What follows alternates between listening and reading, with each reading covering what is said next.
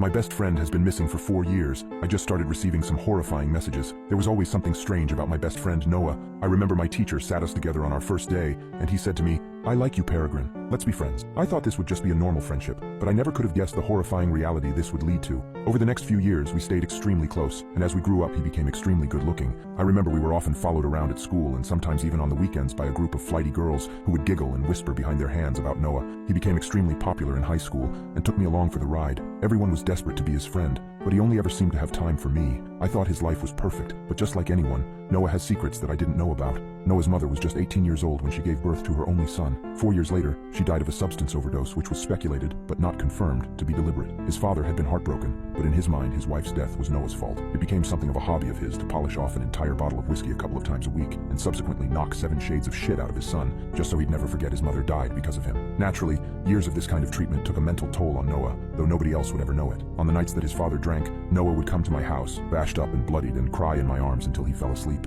Over the years, I begged him several times to tell someone, or to let me tell them. Terrified of what his father would do to him if he was ever found out, Noah refused to go to any kind of authority, and swore me into silence about it as well. We were 18 years old when Noah vanished without a trace. I saw him on a Saturday night. We were at a party and sharing a joint on a bench in the host's backyard. Very casually, he told me he was going away for a bit in the morning. I assumed he meant the holiday, and had told him I hoped he had fun. He'd laughed there, and then surprised me by kissing me full on the lips. "You've been such a good friend to me, Rin," he told me. "I really do love you, mate. I'm gonna miss you." Baffled, I told him I loved him too, that missing me was silly when we'd see each other again very soon. There, he'd just given me a sad smile, checked his phone, and told me he needed to go. Watching him leave that party was the last time I or anybody else saw him. He made it home, but his father, paralytic drunk, passed out on the couch and didn't hear or see his return. When he went to check on him in the morning, he found Noah's room unusually tidy. Most of his belongings were gone, and so was he. No note, no indication of where he'd gone or with whom. Just gone. The police were contacted, of course, but they were entirely unhelpful, stating that they'd put out an announcement that we were looking for him. But ultimately, at 18, Noah was an adult, and he wasn't considered vulnerable. He was well within his rights to leave home and go wherever he damn well pleased without letting anybody know,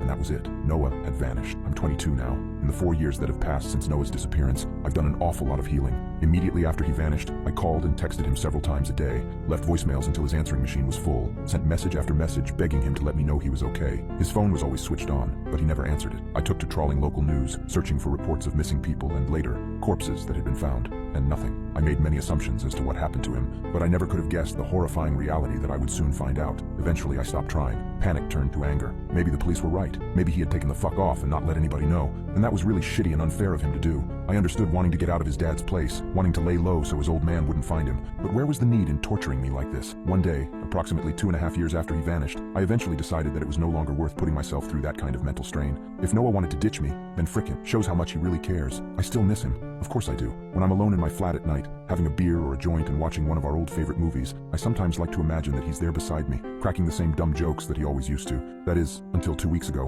when I started getting some weird text messages. The first came around midnight on the Saturday. It was from an unknown number and contained only the bird emoji, 4 times over. At first I was confused, but wrote it off as some wrong number message. Didn't seem at all malicious or too weird. An hour or so later, however, I got another message that made my blood run cold. "Come on, Tweety Bird, don't tell me you've forgotten our in-jokes already." Noah, ever pleased by my aviary first name, always used to jokingly call me Tweety Bird when we were kids, and it had stuck as an affectionate nickname ever since. A string of bird emoji had become his way of getting my attention via text. Shaken, I replied very quickly saying, "I don't know who the hell this is, but that's not effing funny." I sat there for a few minutes staring at my phone screen until I saw another notification which made my heart drop. The text read, "What do you mean you don't know who it is? It's Silas, you tosspot. I'm sorry for vanishing. I can explain everything." This was sick. Someone was playing some sort of disgusting prank on me. I furiously replied, saying I was going to block the number, but was immediately met with another response. This time it wasn't a text. It was a voice note, a voice that I'd recognize from anywhere. "Now do you believe it's me?" It was Noah. I immediately tried to call the number, but it was rejected after 2 rings, and I received a new text. "Can't answer calls RN.